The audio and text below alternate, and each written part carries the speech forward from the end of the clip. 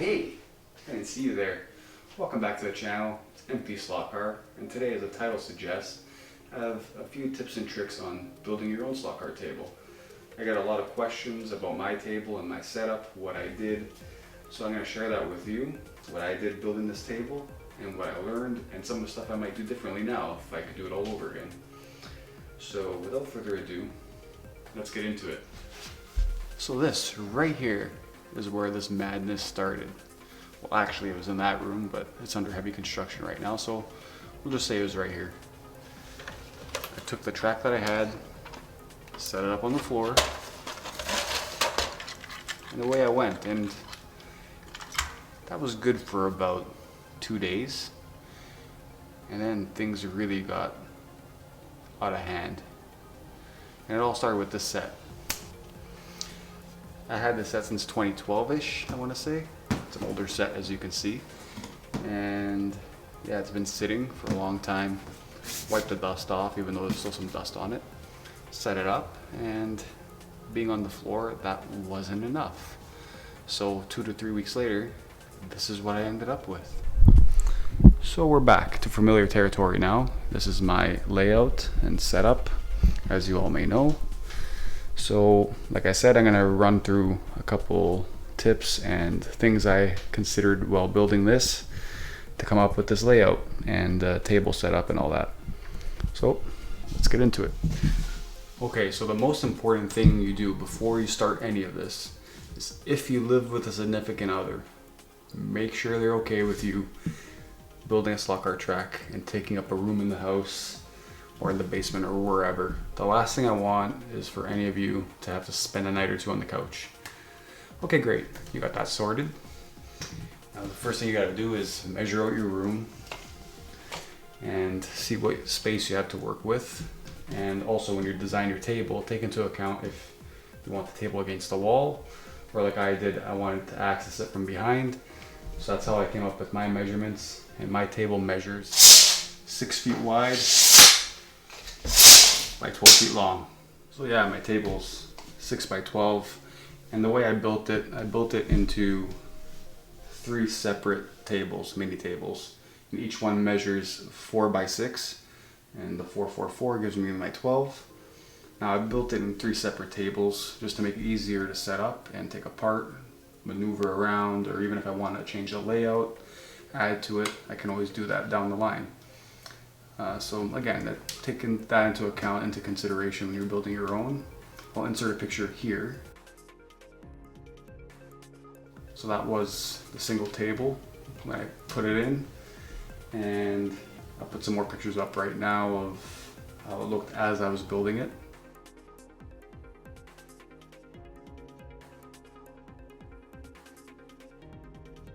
So that's just to give you an idea. So again, it was all plywood and 2x4. And yeah, so that's the table aspect. So once you figure out your table and build your table, you gotta figure out the layout. And it's a lot harder to build a layout on a specific space than you think. I could not get it to line up. I tried to freehand it, and every time I would get around, it never would line up. And I had the idea in my head what kind of layout I wanted, so think that through too, what kind of layout you want. I knew I wanted an overpass and a hairpin and all that, a couple lane changes. So yeah, try to figure that all out beforehand. And yeah, so this brings me to my next point, the track planner. So the track planner software I went with, and I'm sorry if I pronounced this wrong, was the Auto-Rinbahn planner. It's a paid program, so you gotta pay to download it. So I'm going to quickly open it up and show you a quick run through of it. I'm not going to do a tutorial on it or anything right now, but let me open it up and show you what it's all about. So here's your load up screen. Click start. Choose your system. I'm obviously using the digital 132. And this is the page here. So you see here you can open up straights, digital, curves, and I'm just going to quickly show you quick thing. So here it shows I have one black box, so this keeps track of your inventory as well. So here we'll go black box, control unit, standard straight. You can choose your curve left or right. Some more straights here. Do a lane change, couple more curves, and boom, there's your track. Beautiful. So let me just open up my actual track here.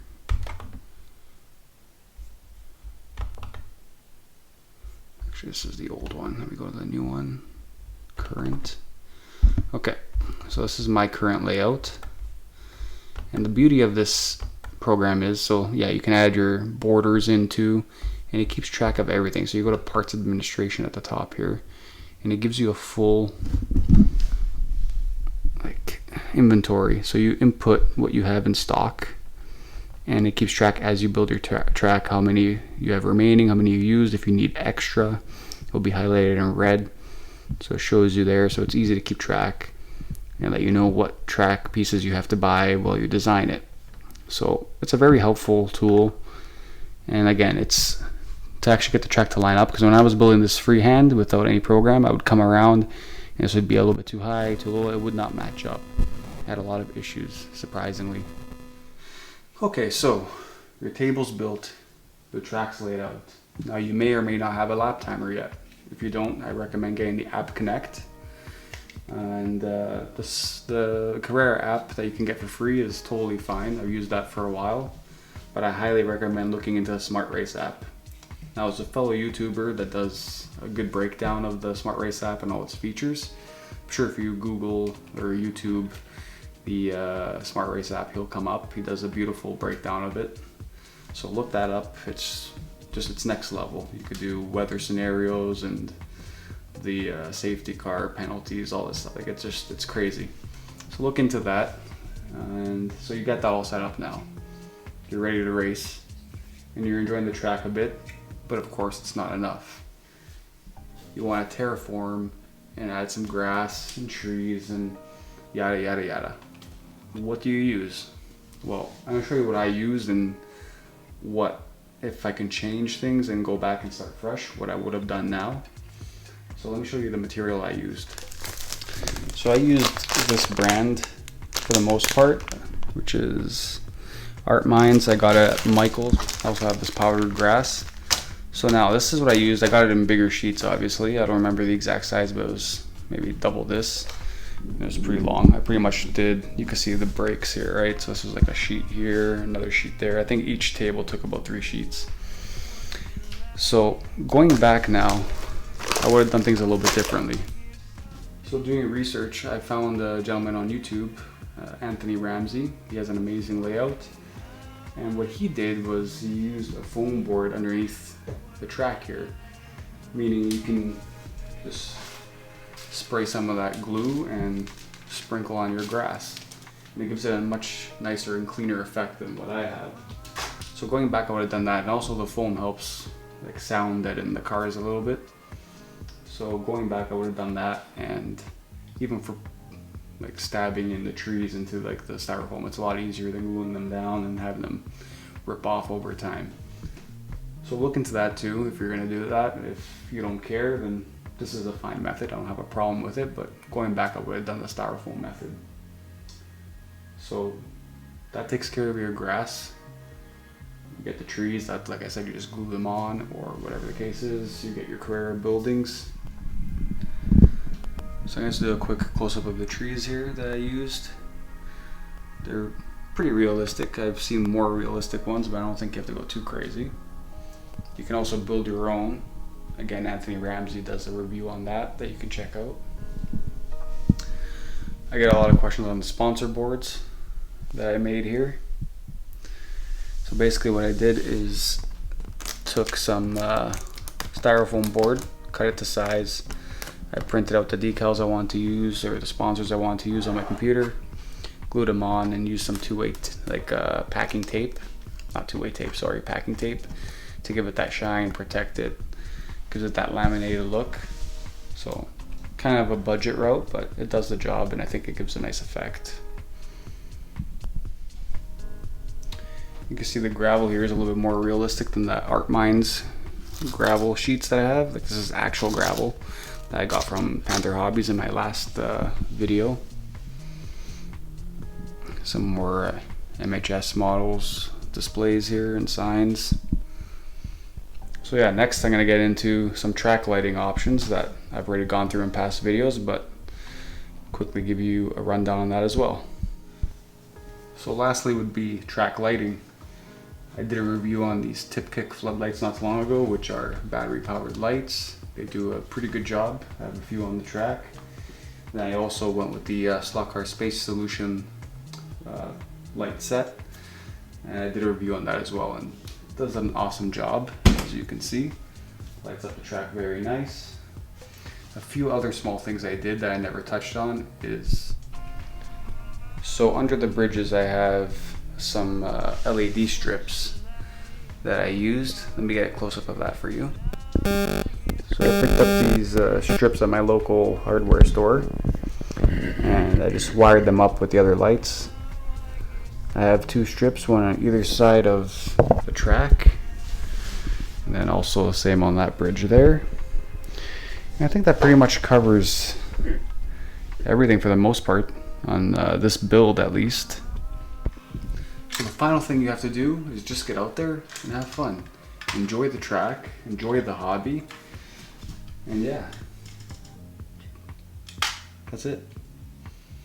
If this was helpful to you, toss down a like, comment below, consider subscribing to the channel. Thanks for joining me.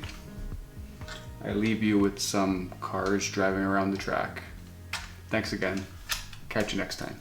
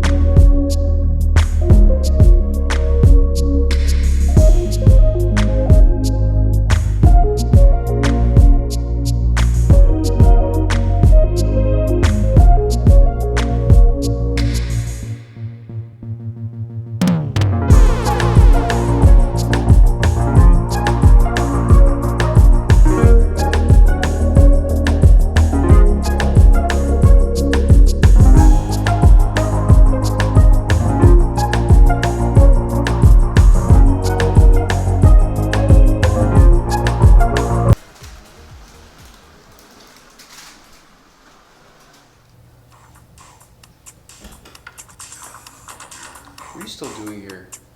It's over. Scroll to the next video. There's nothing left for you to see here.